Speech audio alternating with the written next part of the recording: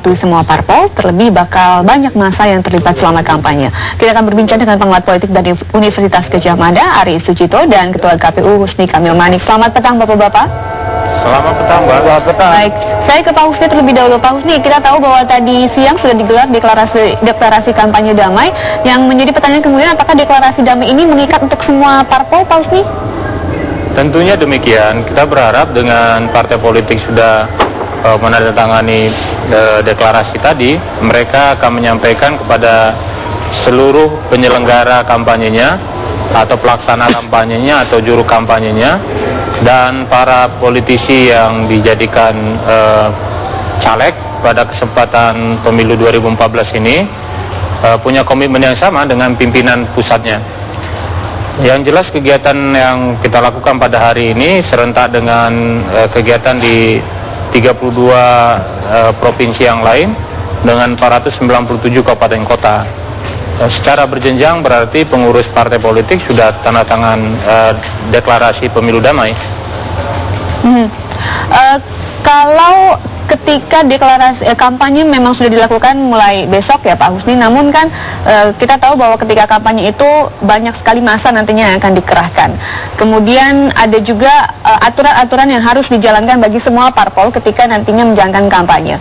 Jika nantinya ada pelanggaran-pelanggaran yang dilakukan oleh sejumlah parpol, adakah sanksinya nanti Pak?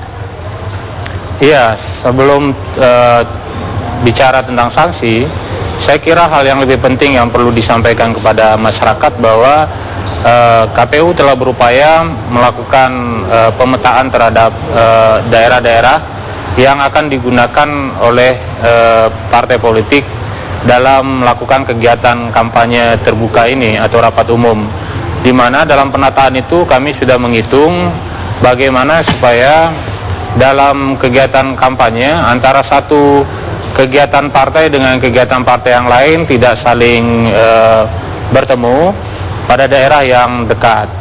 Dan kemudian apa yang sudah didesain oleh KPU secara nasional itu dijabarkan lagi oleh KPU provinsi dan kabupaten kota. Mereka menentukan titik-titik atau lokasi-lokasi yang bisa menampung massa besar, kemudian dengan segala perhitungan akses ke tempat tersebut. Dan KPU Provinsi dan KPU Kabupaten Kota di dalam melakukan penentuan tempat rapat umum itu sudah berkoordinasi dengan pihak keamanan.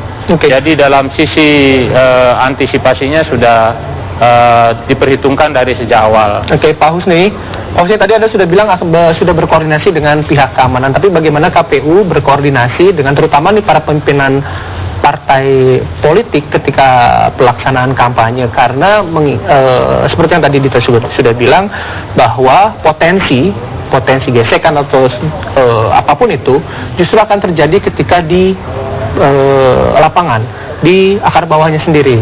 Memang ketua-ketua umum sudah mendeklarasikan hari ini berjanji akan melaksanakan kampanye damai, tapi ketika bicara di lapangan mungkin kondisinya akan jauh berbeda.